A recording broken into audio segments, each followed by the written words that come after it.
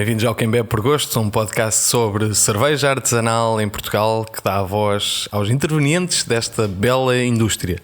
O meu nome é Tiago Lopes e aqui eu comunico cerveja. O nosso convidado de hoje é Nuno Dias, um experiente homebrewer pertencente ao coletivo Brett Hotel. Já teve a sua própria marca de cerveja de 2014 a 2017, a Against the Tide, mas a corrente não o levou. É mais um filho do IT com um mestrado de Engenharia de Computadores que já percorreu mais de uma dezena de festivais pela Europa fora. Olá Nuno, bem-vindo. Olá Tiago, bom dia, obrigado pelo convite. Bom dia, exatamente. É de manhã que se começa o dia. Diz-me lá, tu já passaste mais tempo em frente a linhas de código ou a dissecar cervejas? Mais tempo em frente a linhas de código do que a dissecar cervejas.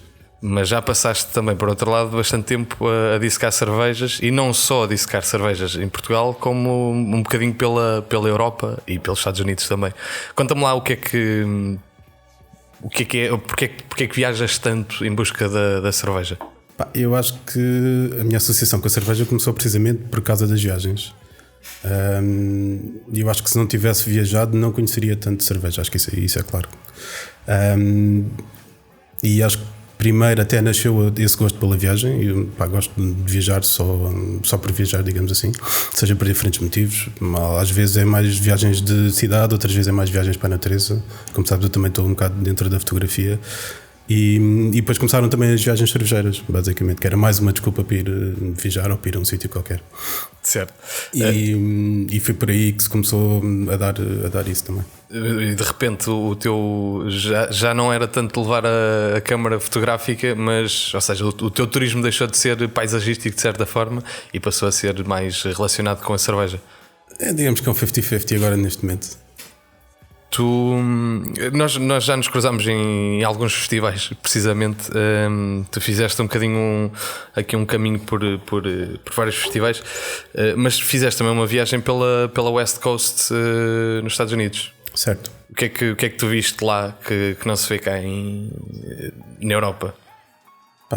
A dimensão dos Estados Unidos é uma coisa completamente diferente, e a qualidade e o nível ao qual eles estão também é completamente diferente. É preciso ver que eles já estão. O craft lá ressurgiu, digamos assim, já vai agora quase para 40 anos e as coisas, o ecossistema todo está muito desenvolvido. Há um exemplo que até posso dar, uma coisa que é completamente diferente. Eu lembro que nessa viagem nós estávamos a caminho do Dead Valley. Há uma cidade pequenina, uma vila pequenina onde nós paramos no ir ao supermercado. Tu entras naquele supermercado e o supermercado tem 2 corredores de frio iguais àqueles onde cá em Portugal tu tens os iogurtes. Sim. Mas em vez de ter os iogurtes tens cerveja guardada a frio. E são 2 corredores, tal como nós agora aqui se calhar temos 2 corredores de vinho, não de cerveja. E cerveja craft, a maior parte dela. E chamas alguém para tirar dúvidas ou coisas do género, e as pessoas sabem de falar sobre as cervejas que lá estão. Tinhas lá imensa cerveja da Stone e o rapaz que me atendeu não só me deu conselhos, como ainda disse: olha, as minhas preferidas são estas e estas e estas e tudo mais. Numa vilazinha que se tu fores comprar aquilo, quer dizer, era mais pequeno do que Lisboa, de certeza, e era se calhar igual a uma vila no interior de Portugal. Onde é que tu numa vila no interior de Portugal encontras este tipo de dimensão ou qualidade naquilo? Tu achas que cá em Portugal, por exemplo, podes fazer o comparativo com o vinho? Não? Ou nem se aproxima? Eu acho que podes fazer o comparativo com o vinho no sentido em que lá há uma cultura e dedicação à cerveja, da mesma forma que nós aqui temos uma cultura e dedicação ao vinho.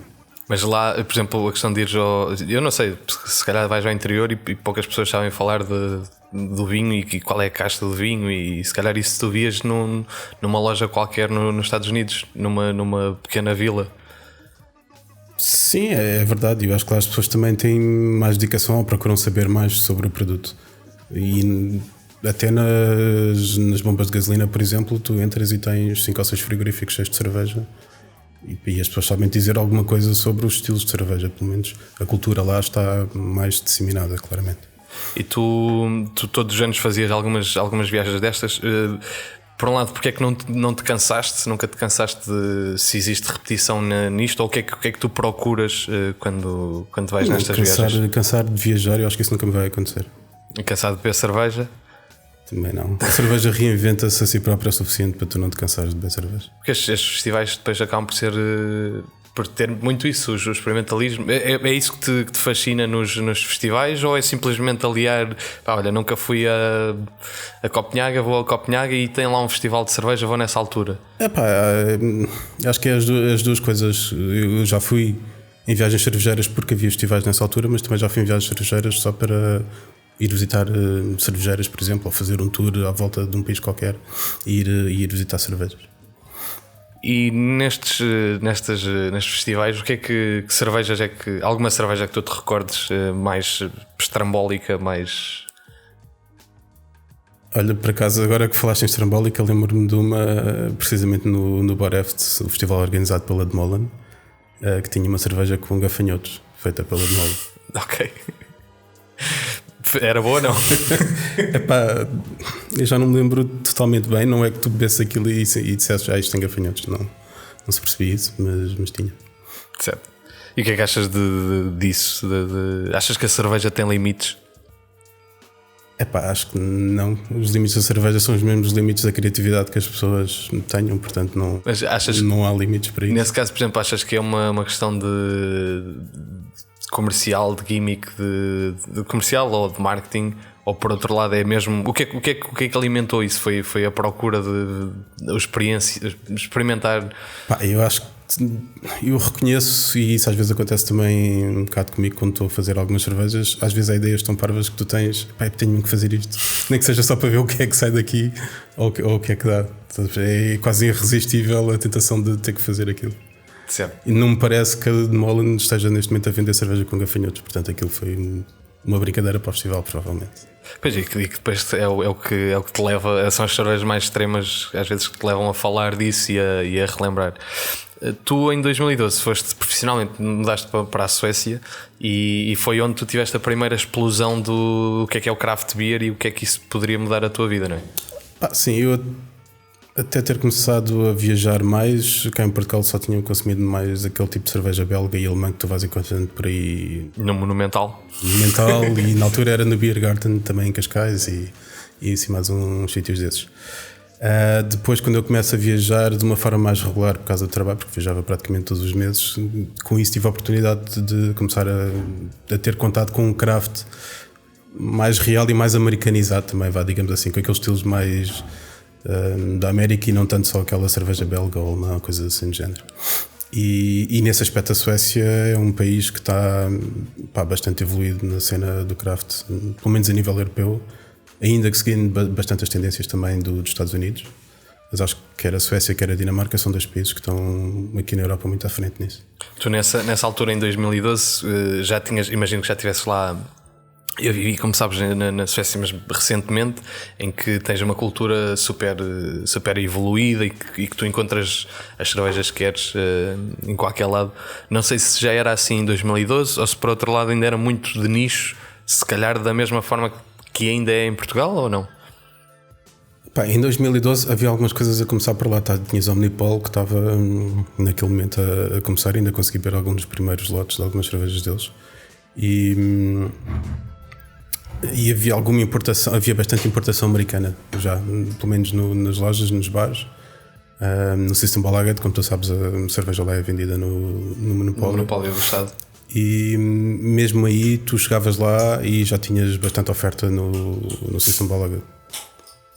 E diria que não era tanto sueca, digamos assim, naquela altura. Agora há mais coisas, há mais breweries suecas a aparecer lá. Certo.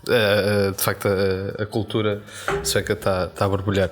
A borbulhar também está esta garrafa que nós estamos a provar, a Ace Boys, que é... O que é esta Ace Boys? Isto é uma pastry sour com Kveik e bastante lúpulo. E fruta, pois é isso, tu tens... E vanilha e tonka. Eu questiono um bocadinho como é que se chega, ou seja, normalmente quando tu pensas em fazer uma cerveja, não Brett Hotel, num registro habitual, mesmo a nível de homebrew, tu pensas em fazer algo equilibrado, algo que sabes à partida que vai ser bom. E por outro lado, este é um dos exemplos, mas há outros, e se calhar ainda mais gritantes, de cervejas que têm tudo para dar merda, exatamente, mas que são feitas já mesmo. E porque é que vocês fazem isso? O processo criativo no Brett Hotel, falando agora um bocadinho do Brett Hotel, o processo criativo é um bocadinho caótico. É do género, se um mata o outro fala, digamos assim. Portanto, um avança com uma ideia, o outro que se calhar devia dizer, se calhar não devíamos fazer isso, faz pior ainda e puxa ainda mais a coisa para se tornar ainda mais maluco, digamos assim. Ou já estamos a combinar estes dois elementos, então ainda vamos pôr mais isto e aquilo ou aquilo outro. E é assim que se chegam a estas cervejas. Já vamos falar um bocadinho mais do Brett Hotel. Entretanto, tu em 2013 começas a fazer cerveja em casa na Suécia. Eu comecei na Suécia com um colega meu que fazia também cerveja em casa e uma vez trouxe a cerveja dele para o trabalho. E depois ajudei-o a engarrafar algumas cervejas deles. E depois, entretanto, quando volta para Portugal, havia ali uma malta no Cacém, no qual estava o Pedro Turtles e o Ricardo Castanheira e outro colega que nós tínhamos, que era o André, que entretanto emigrou também. E eu comecei a entrar um bocado também nesse regime de homebrewing e íamos fazendo cervejas lá em casa. Entretanto, estou aqui meio a esconder este pão que fizeste, né? Com Imperial Stout. Não tenhas vergonha, não é preciso ter vergonha. Não, até porque esta bela hora da tarde, só que não, é preciso ferrar o estômago um bocadinho. Este pão está muito bom. Foi feito com Imperial Stout e tudo. Imperial Stout e sentei. Notas aqui as notas que te lembram o universo da cerveja. Tu depois, em 2014, arrancas com a Against the Tide e o que é que foi a Against the Tide? O que é a Against the Tide? E de que forma é que isso entra no mercado numa altura em que havia muito pouca cerveja artesanal em Portugal? Conta um bocadinho do que é que... Como é que começou? Foi na sequência desse homebrewing, nós começámos a fazê-lo frequentemente. Acho que um bocado ao princípio era quase uma forma de juntar-se os amigos numa patuscada num sábado à tarde ou num domingo à tarde, uma coisa assim do género. E depois começa-se a notar algum início do movimento. Lembro-me, por exemplo, de um festival em Cascais, que já não consigo precisar qual foi o ano, mas lembro-me de chegar ao festival em Cascais e aquilo ainda não era bem o festival de cerveja que acontece agora regularmente em Cascais todos os anos, mas estava lá o Pintado e o Rob com a Passarola, com uma história engraçada de que eu e o Pintado trabalhámos juntos numa empresa de telecomunicações que toda a gente conhece. Tivemos montes de tempo sem nos ver e depois de repente encontro-o ali no festival a servir cerveja. E nesse dia conheci também o Lima, foi quando travámos conhecimento com o Lima. E nesse momento começa-se a reparar que há ali uma cena a começar a borbulhar, digamos assim, a começar a acontecer. Nós estávamos lá, trouxemos as nossas cervejas feitas em casa ainda, e depois mais tarde, no final do ano de 2014, depois já temos feito bastantes cervejas, começámos a pensar, podíamos começar a tentar vender isto, ou tentar fazer isto numa cena, e foi daí que nasce a Against the Tide. E depois, entretanto, este percurso... de certa forma internacional, com algumas presenças internacionais, traz também uma série de histórias interessantes. Dizias-me que no AZ Beer levam uma arca com... Nós montámos os chamados cajaretas, basicamente. Para além disso, ainda pusemos uns randalls com os filtros para passar lúpulos e outras coisas para tirar a cerveja. E eu acho que para nós uma coisa que nós tínhamos do conceito de craft era a diversidade. A mim sempre fez um bocado de espécie de ver cervejeiras de craft que têm só uma ou duas cervejas ou três cervejas. Porque eu acho que faz parte do conceito de craft tu teres diversidade e oferta dos vários estilos. Especialmente no mercado em Portugal, onde as pessoas nem sequer o conceito de estilo de cerveja conhecem ainda, quanto mais as diferenças entre os vários estilos e quais são as características dos estilos, digamos assim. Mas tu achas que isso, ou seja, certo, mas tu teres um opinator, um Randall a circular a cerveja é precisamente o contrário do que as pessoas esperam encontrar. Mas e nesta altura, ou seja, podias fazeres uma ou duas cervejas é a forma, se calhar, suficiente para a maior parte da curiosidade das pessoas. Por outro lado, procuraste fazer algo muito mais criativo e rasgar limites. Sim, nós chegamos ao esse festival do Azebier com 12 cervejas diferentes. Ninguém tinha 12 cervejas diferentes naquele festival. O pessoal estava com Linders e tinha uma ou duas cervejas, mais nada do que isso. E nós chegámos lá com 12 cervejas diferentes, calhar só tínhamos um keg de cada cerveja, tudo bem. Enquanto o resto da malta trazia vários kegs da mesma cerveja, mas as pessoas chegavam, também olhavam e ficavam perdidas, claramente, notava-se. Eu cheguei a dar saison a velhotes de 60, 65 anos que nunca tinham bebido uma saison na vida, mas fiquei contente com isso. Isso foi, estás a ver ali o velhote do vinho, ali na Zambuja, que está habituado basicamente a consumir vinho, ou quando é cerveja, uma Sagres, e chegar lá e pedir-me uma cerveja. Mas as pessoas gostavam da experiência ou achavam exótica? A saison era um estilo que por acaso entrava muito facilmente e as pessoas gostavam. Provavelmente se fosse estar com uma IPA ou com uma Imperial Stout, não. Depois aí tu também tens que saber ver um bocado a pessoa que está a chegar ao pé de ti e tentar adequar uma coisa mais acessível. Pois, mas tu com 12 cervejas, por outro lado, também consegues ter variedade suficiente para agradar a gregos e troianos. Depois, entretanto, vocês num dos festivais em que tu foste, acabaram por fazer uma collab na Dinamarca com a Spy Brew.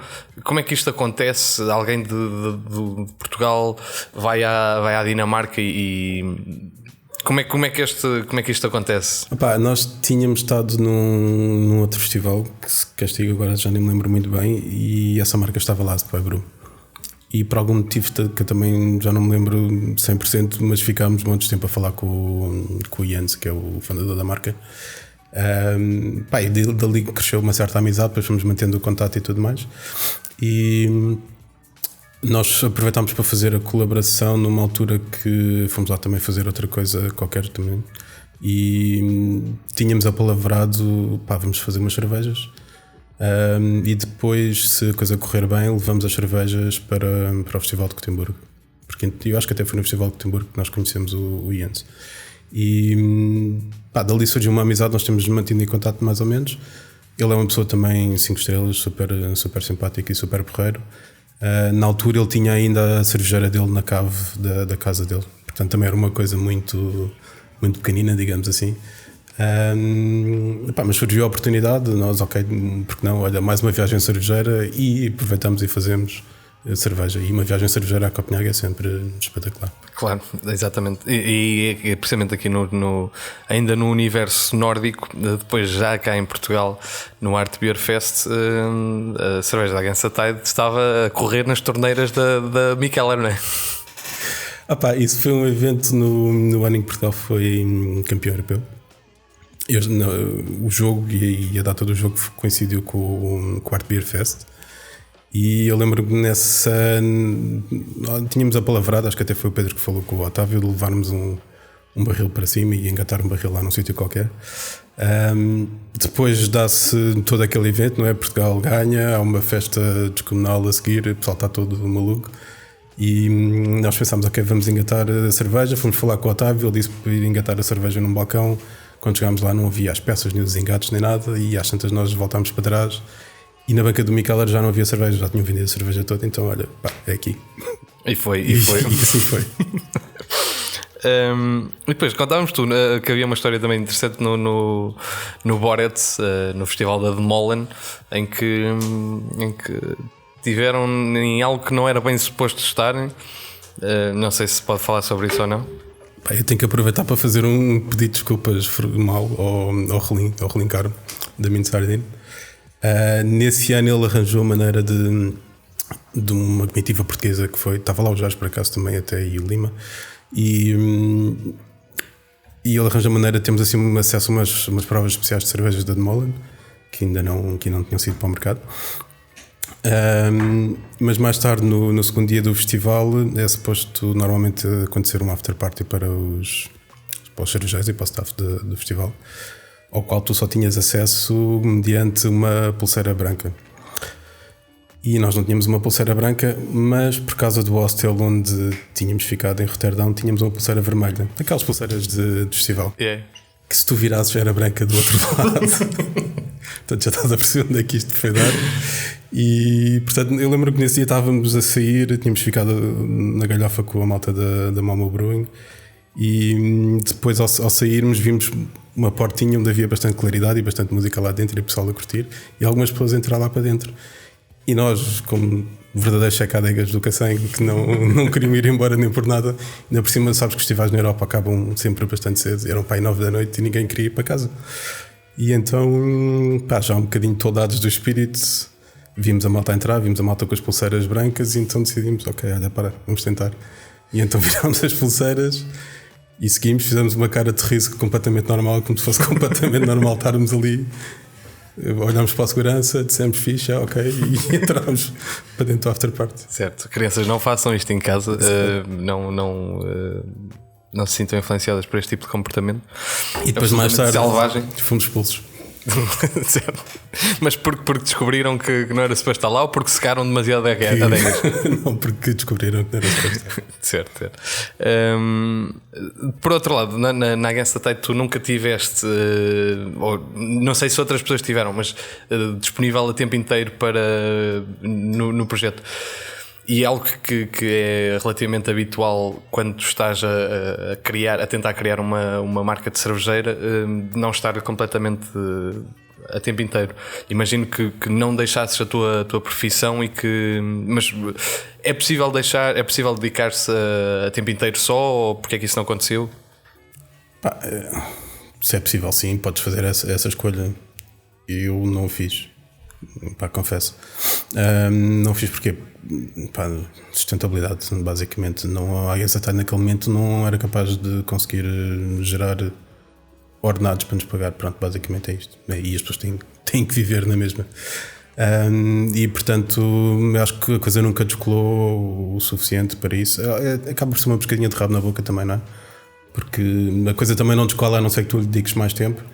E nós, por exemplo, tínhamos notória falta de tempo dedicado à parte comercial, e assumindo um projeto de uma packaging brewery, que era o que na altura tinha mais ou menos a ideia, sei lá, chegar a uma coisa qualquer, tipo o que era a Dois Corvos naquela altura, ainda aqui em Maravilha e tudo mais.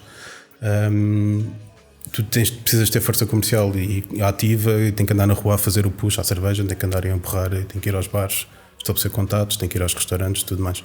E nós não tínhamos tempo para isso. Mas tu achas que aqui uns pontos, se tu tivesses dedicado, tu e se calhar mais pessoas a isso, se tivessem dado o leap of faith, que a coisa poderia correr bem, ou como é que tu vês isso? Essa é a pergunta do $1 milhão, não é? Ao fim e ao cabo. Eu, na altura, ou se te arrependes não ter feito? Acho que é algo que vai andar sempre comigo nessa dúvida. Essa dúvida vai perdurar sempre. Como é que seria se talvez... Mas não tenho assim uma resposta 100% para isso. Certo. E depois, talvez por não ter avançado nesse sentido, em 2017 tu saíste da Against the Tide. A Against the Tide continua de alguma forma, mas porquê que saíste? Porquê que houve essa ruptura? Manter estas duas atividades em paralelo é uma coisa que puxa muito a nível de horas. Eu consegui meter-me em duas coisas que são sempre exigentes em termos de horas. Portanto, o IT costuma ser sempre bastante exigente e fazer cerveja também não. E eu dei por mim muitas vezes a ter semanas em que o meu tempo livre era basicamente o domingo à tarde. E estar 3 anos neste ritmo, chega a uma altura que a coisa começa a pesar um bocadinho, especialmente quando não estás a ver muito crescimento ou muito avanço. Tipo fazer um podcast. Tipo avanço na coisa. Eu sei que tu percebes as minhas dores. E portanto esse foi um dos motivos. O outro motivo passa também por alguma divergência a nível das visões que nós tínhamos. Eu tinha mais a ideia de fazer a tal packaging brewery e o Pedro na altura estava um bocadinho mais com a ideia do contract, e acho que nós desalinhámos ali também um bocadinho. E depois passa também por essa falta de atividade comercial que eu vi que nós não estávamos a ter, ou seja, a atividade comercial que nós tínhamos não era condizente com o projeto que estávamos a fazer. Acho que foi uma altura onde eu comecei a achar que aquilo não estava a ter caminho e não estava a ir para lado nenhum, e decidi sair também. Eu estou a ver a Imperial Stout, que estou muito surpreendido com isto. Está muito bom. É que é a mesma que originou, ou que foi usado. O que é que isto levou? Baunilhas para aí? Baunilha, sim. vocês não vão poder provar. Pá, acho que já é isto, a magia do homebrew. Tipo, tu vês, provas cervejas que se tivessem um rótulo X ou Y, tipo, tu pagavas bom dinheiro por isto. Isso é um bocado a mesma coisa que aconteceu quando foi a cerveja no Mikkeller, na banca do Mikkeller. Muitas pessoas chegaram lá e consumiram cerveja a pensar que estavam a beber cerveja de Mikkeller. Pois, exato, certo. Mas não era. Pronto, e agora passamos não para uma banca de festival, mas para uma mesa de bar, a nova rúbrica com Marta Alves, que presenteia as pessoas que trabalham nesta indústria, trazendo-as ao spotlight daqui. Solta o genérico. E para matar a tristeza, só mesa de bar. Quero tomar a todas, vou-me embriagar. Olá, eu sou a Marta e este é o Numa Mesa de Bar. Estamos num dos bares mais icónicos da cidade de Lisboa, no Flor de Lúpulo. E comigo, ao meu lado, tenho a grande Cátia Pincas. Olá, Cátia. Olá, Marta. Descobriram que eu era homebrewer, então foi um bom bocado a falar de cerveja e passado uns tempos ela mandou uma mensagem a perguntar se eu queria fazer parte do projeto. Depois pensámos na receita, cada uma representava um lúpulo diferente, de chamar a 4 chicas, 4 lúpulos.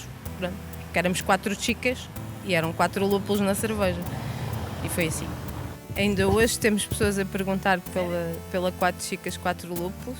Não queremos que a cerveja seja especial porque foi feita por mulheres. O que eu gostava de ver mais vezes seria mais mulheres a trabalharem na cerveja porque gostam de cerveja e porque têm jeito para fazer cerveja. E temos bons exemplos cá. Olha, e se fosse uma cerveja, que cerveja é que tu eras? Que cerveja é que serias? Eu era uma Belgian Dark Strong Ale. Porque tem um equilíbrio de amargor e doce e é forte. É assim mesmo. Fazer cerveja ou beber cerveja? X? Garrafas ou latas? Garrafas.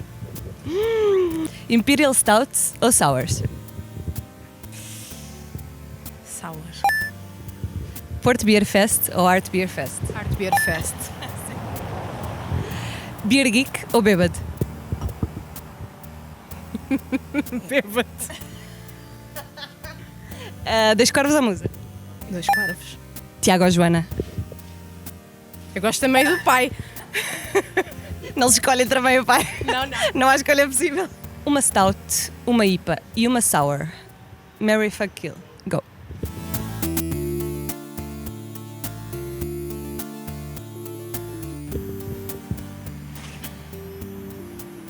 Matava a IPA. Nunca mais bebias IPAs na vida?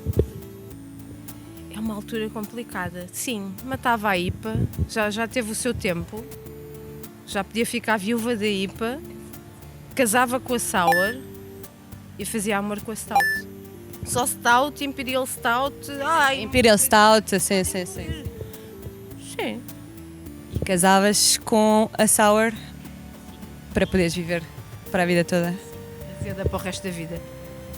E como eu sei que tu adoras, chegou o momento do porrão. Vamos já embora. Estás a ver? Mas não estás a ver, eu não sei. Espera aí.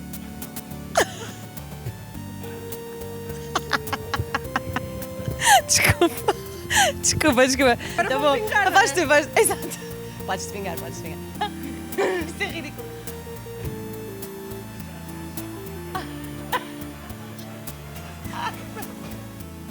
E assim termina Numa Mesa de Bar.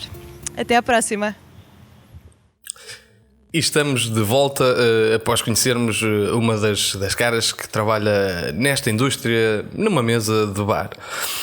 E agora, não no bar, mas no hotel, Brett Hotel, que é um coletivo de homebrewers que tem vindo a dar muitas cartas recentemente e a ser bastante falado e discutido, e principalmente porque as pessoas querem provar as cervejas e ouvem falar sobre as cervejas e uma seleta quantidade de pessoas conseguem prová-las, mas que é sempre... aposta sempre na criatividade e em fazer cervejas experimentais. O que é isto do Brett Hotel? Olha, Barata Hotel é algo que surge de uma forma, se calhar, um bocado até ligada com o passado da Against the Tide e das Dois Corvos, digamos assim. Portanto, o Barata Hotel é um coletivo de homebrewers. Sou eu, o Jorge e o Paulo Custódio, ex-Dois Corvos agora nesta altura. Mas surge, se calhar, também no seguimento de uma relação próxima que a Against the Tide também sempre teve com a Dois Corvos. Eu lembro que nós viemos aqui a Marvila, ainda nem o tap room estava aberto, viemos cá bater à porta uma vez e estava o Pavel e o Scott a fazer cerveja lá dentro. E depois fizemos até a collab. Nessa altura eu fui conhecendo mais pessoas, fui conhecendo o Pavel, o Jorge e o Custódio e as pessoas da Dois Corvos, a ti também. E depois da minha saída da Against the Tide, eu voltei outra vez a fazer cerveja em casa, basicamente, e a aparecer bastante nos encontros de homebrewing, onde também costumava aparecer bastante o Pavel e o Jorge e também o Custódio. E foi natural em algum momento nós pensarmos, depois de termos trocado imensas cervejas uns com os outros, começámos a pensar, olha, vamos fazer qualquer coisa junto, e um dia o Jorge convidou-me e começámos a fazer cerveja.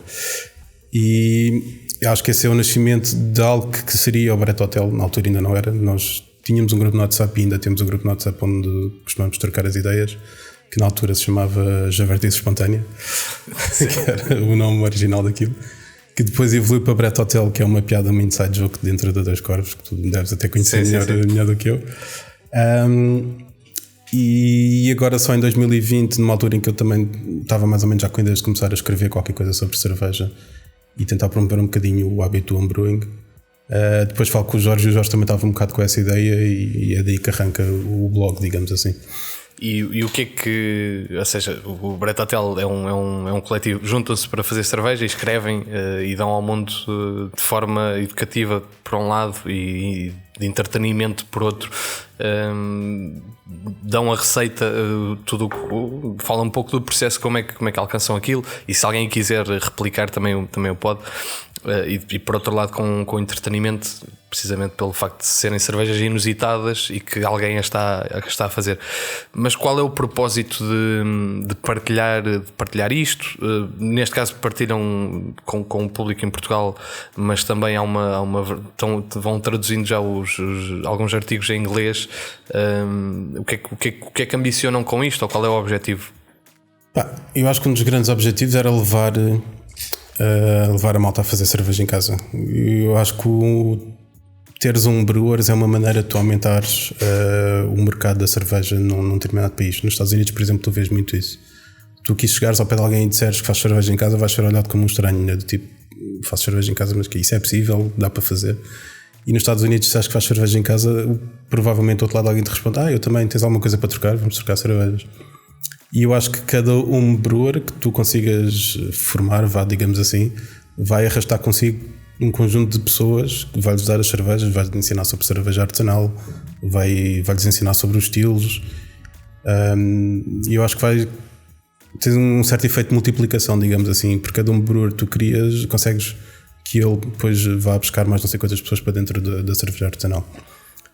Mas tu não achas que se apresentasses o homebrewing de uma forma lógica e mais acessível, certo, se teria mais efeito positivo? Ou... Eu acho que sim, também. Acho que também. E na altura, quando eu estava com a ideia de começar a escrever, até era de uma lógica mais acessível, digamos assim, menos experimentalista. E eu acho que essa ideia é algo que ainda não morreu e que ainda pode ser feita. Mas entretanto nós também tínhamos as nossas cervejas por fazer, e eu acho que eu não diria que quem segue o Barata Hotel vai começar a fazer cerveja, mas pelo menos que vai aguçar a curiosidade de algumas pessoas de começar a fazer, e para as pessoas que já fizeram uma ou duas ou que já tentaram fazer, vai permitir que elas cresçam ou que tenham outra visão e outras ideias sobre isso. Se calhar um bocadinho à semelhança do que acreditavas na Against the Tide, de que levar 12 torneiras de cervejas completamente diferentes num momento em que o mercado não está preparado, que é benéfico. Aqui se calhar é um bocadinho isso, na mesma altura que é preciso educação básica de homebrewing. E nós já estamos um bocadinho mais à frente da parte do homebrewing, sim, é verdade. Mas é um risco, mas acho que também faz parte da nossa entidade. Entidade, não identidade. Identidade. Por acaso não sei, se calhar eu também já estou a ouvir mal, mas Passamos para uma pergunta do David Paes, que provou uma cerveja recentemente e que gostou muito. Olá Nuno, antes de mais queria-te dizer que adorei a Salted Caramel Maple Syrup Cocoa Coffee Goose que o Brett Hotel fez e que tu também teve a bondade de partilhar connosco no Catraio.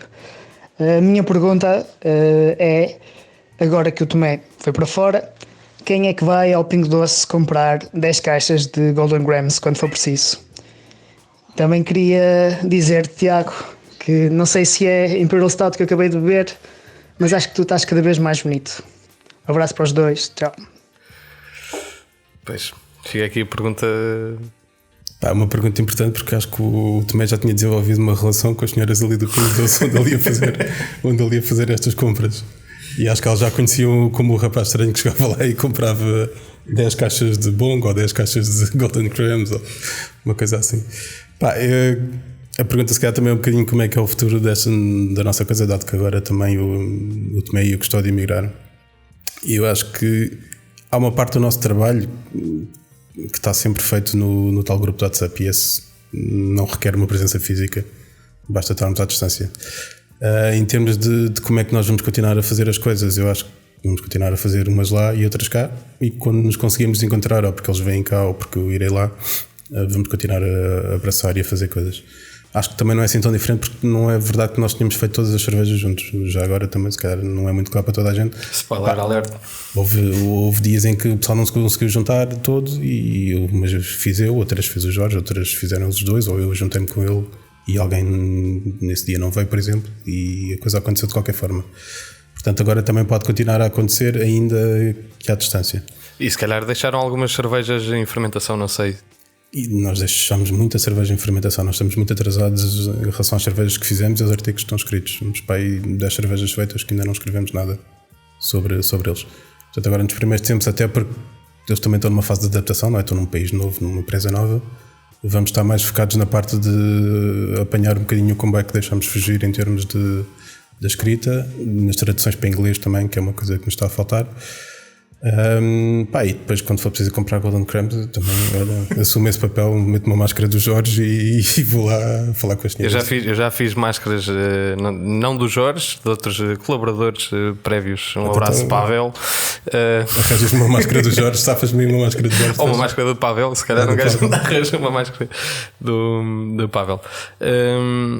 Eu acho que a pergunta que. Primeiro, por um lado. Alguma forma de provar estas cervejas? Já houve alguns momentos em que isso aconteceu.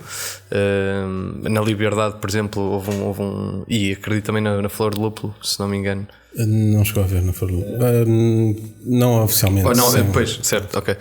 É possível de alguma forma. A nossa ideia quando nós começámos era o palco privilegiado para isto era os encontros de Homebrew que vão acontecendo, quer aqui em Lisboa e se calhar também no Porto. Ou noutros sítios. Mas depois Covid, e depois Covid, não deu. Certo. Portanto, tem sido um bocado difícil conseguir deixar a malta experimentar isto. Às vezes conseguimos convidar algumas pessoas, ou em encontros mais aqui por Lisboa, até de forma informal, consegue-se. Já levamos alguma cerveja para o Porto, para o Catraio também, não é? Foi nesse sentido que o David também experimentou. Mas com as limitações que tivemos por causa do Covid, não correu, esse plano não correu como nós tínhamos pensado, digamos assim. E depois o plano, que imagino que vos perguntem com alguma frequência, a pergunta de $1 million, que é se isto pode passar a ser uma cervejeira, qual a viabilidade disto ter uma vertente comercial e de arrancar para o mercado. Nós falámos entre nós já sobre isso. É claro que eu acho que é claro que existe essa vontade, digamos assim, mas também não parece que aquilo que nós fazemos tenha tradução direta para cerveja a nível comercial. Caso em questão Golden Grams, quer dizer, não vai ser difícil fazer sair uma cerveja de Golden Grams ou outras coisas malucas que nós temos feito. Portanto, nem tudo o que nós fazemos aqui tem necessariamente um pensamento por trás do género, vamos fazer esta cerveja porque eventualmente depois, quando começarmos a vender, podemos começar a comercializar esta cerveja. Há cervejas que nós fazemos só porque é um desafio Há uns tempos atrás fizemos uma cerveja de uma Imperial Stout de 40 platos, que o desafio era deixa lá ver se conseguimos chegar aos 40 platos. Significa que vamos pôr a fazer isso e a vender isso no mercado? Provavelmente não. Provavelmente não.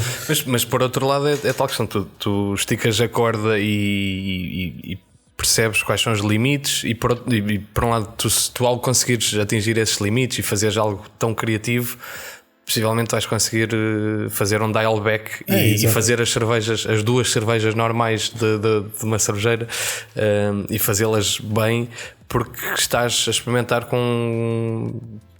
Eu acho que são ambientes diferentes, e há uma coisa sobre o homebrewing que eu acho que é um bocado desvalorizado, que é a liberdade que as pessoas têm quando tu estás no regime de homebrewer. Tu às vezes muitas pessoas a ser homebrewers que estão com aquele sonho de começar uma marca ou partir para o mercado. Eu diria um bocado o aviso de quem já passou por isso também, que tipicamente lá porque tu sabes fazer boa cerveja, isso não significa que estejas habilitado a começar uma brewery. Porque começar uma brewery e começar um negócio é uma coisa bastante diferente do regime de fazer cerveja em casa. E eu diria que saber fazer cerveja é só uma pequena parte daquilo que é depois de teres um negócio sério de cerveja. E nesse sentido, tu quando estás num brewing gozas de uma liberdade enorme, tu podes fazer o que quiseres. E se sair mal, que gastei 20 euros, a pior coisa que pode acontecer é o teu espírito que fica envergonhado.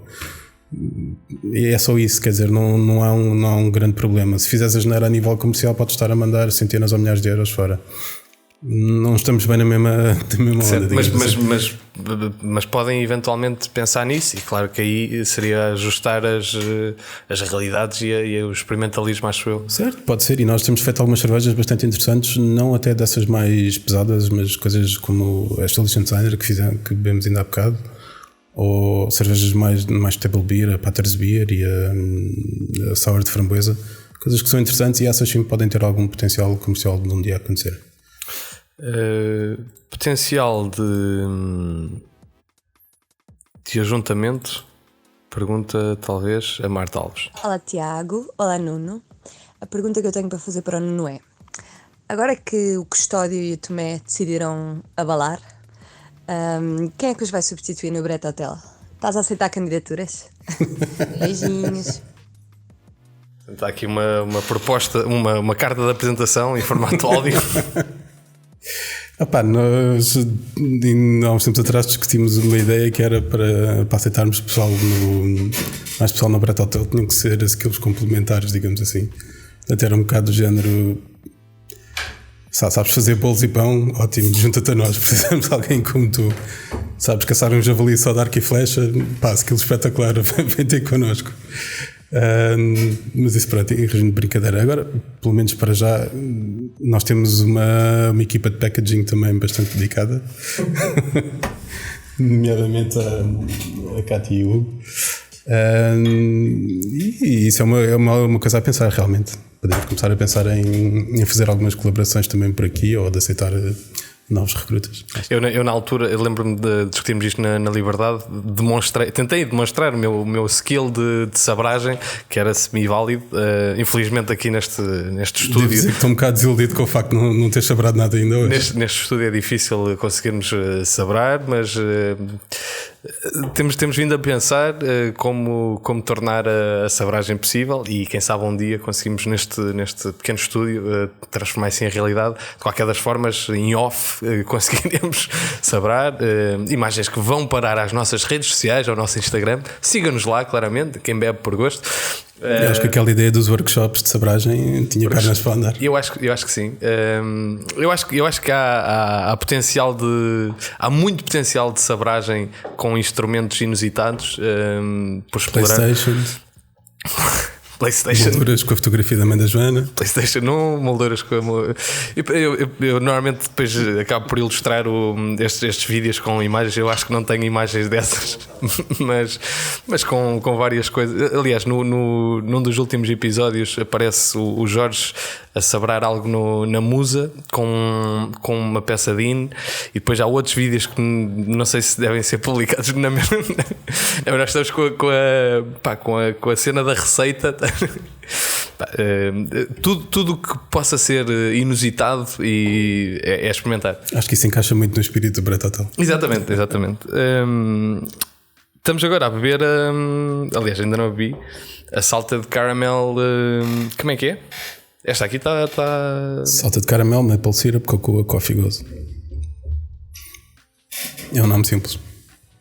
São todos. Mas por acaso, aliás, tenho que agradecer o apoio incondicional do Brett Hotel, que gentilmente traz boas cervejas para serem degustadas aqui. E na última remessa, qual influencer, tive a oportunidade de fazer um unboxing de garrafas. E filmaste o unboxing? Não, mas tenho uma fotografia que está a passar agora no YouTube.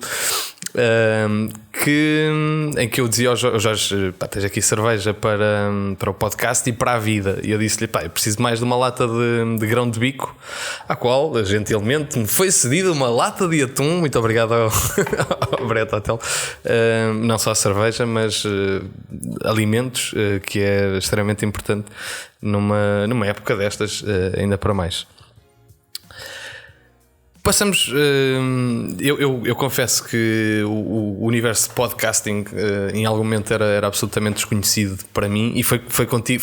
Acho que foi a primeira vez que eu ouvi falar em podcasting, foi precisamente contigo. E questionei: foda-se, mas alguém ouve podcast? Isso é uma estupidez, não é? Alguém estar a falar para microfones e as pessoas ouvirem.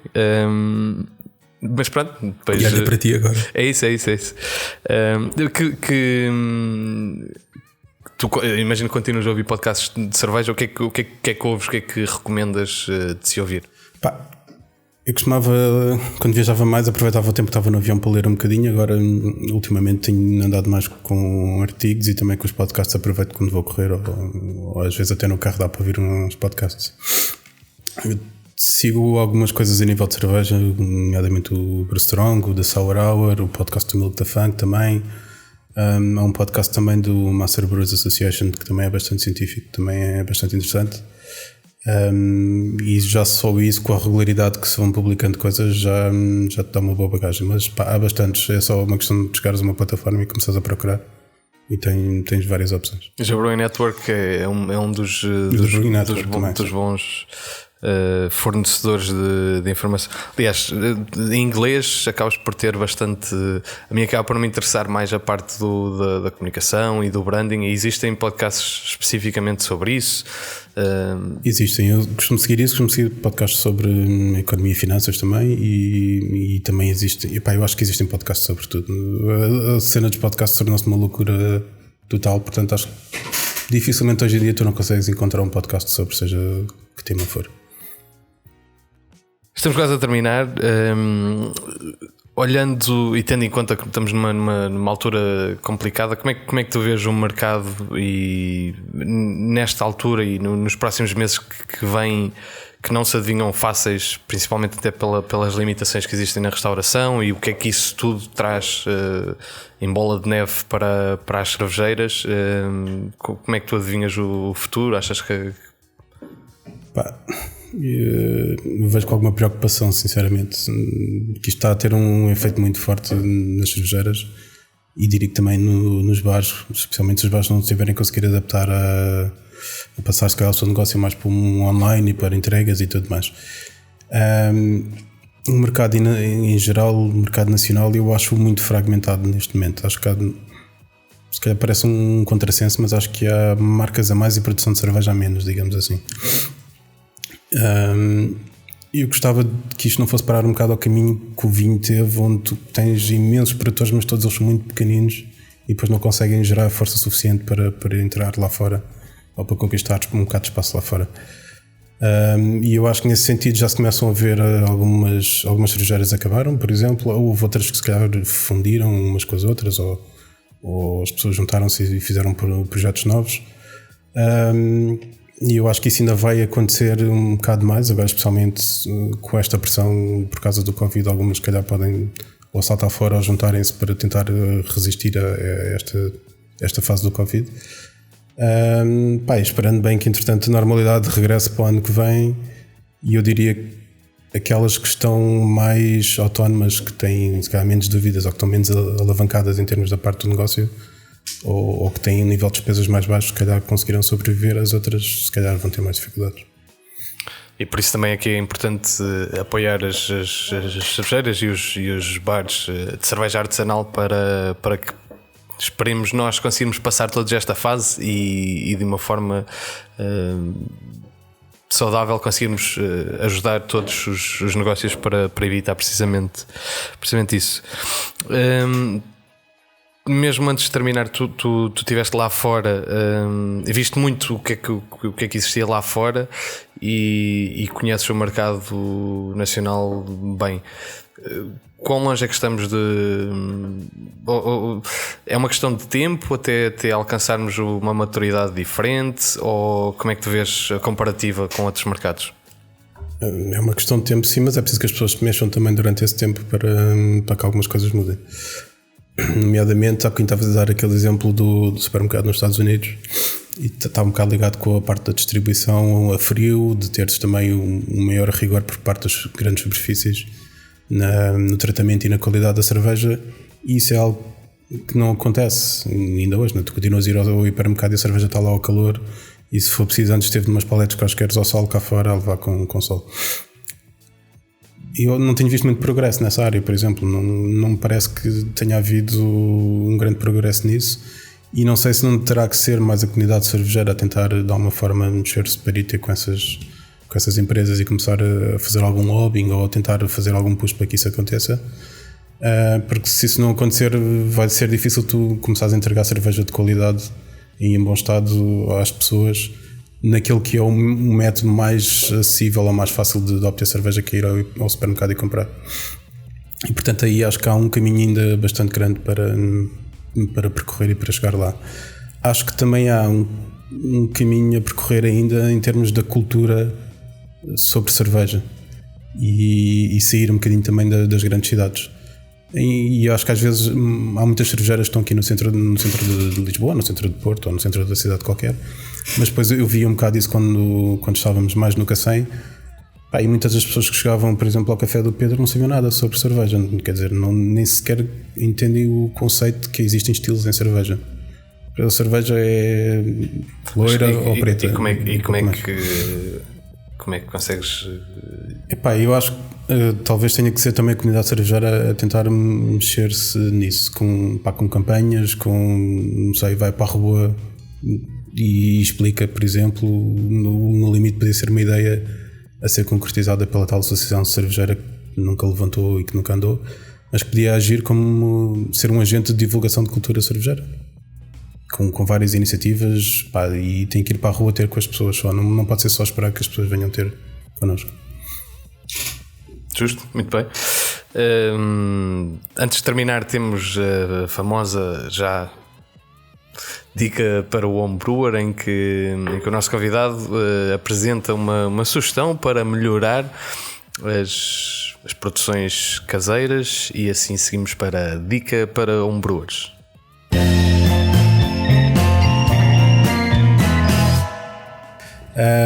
Pronto, a minha dica tem a ver com o pH e com o controle de pH durante o processo. Na minha experiência, e acho que isso foi a coisa que fez saltar a qualidade das cervejas. Portanto, entendam bastante sobre a vossa água, procurem saber como é que é as características da vossa água. Tentem aprender o processo de afinar a água com os cereais para chegar a um determinado pH para a abraçagem, e controlem o vosso pH durante todas as etapas da produção da cerveja, quer na abraçagem, quer depois também na parte da fervura. Muito obrigado, Nuno, por esta dica. Obrigado pelo convite. Obrigado pela companhia, pelas belas cervejas, por este delicioso pão. Obrigado, Jorge, por esta lata de atum. Obrigado a ti também por estares. Obrigado, do Brett Hotel também. Ora, obrigado pelo apoio que têm vindo a fazer.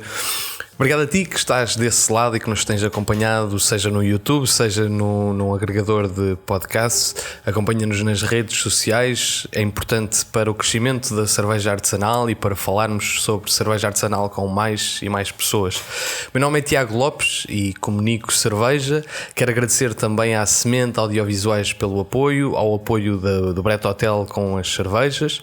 E nós voltamos a ver-nos daqui a 15 dias neste podcast. Quem Bebe por Gosto, um podcast sobre cerveja artesanal em Portugal que dá voz aos heróis da cerveja, e volta daqui a 15 dias. Até lá.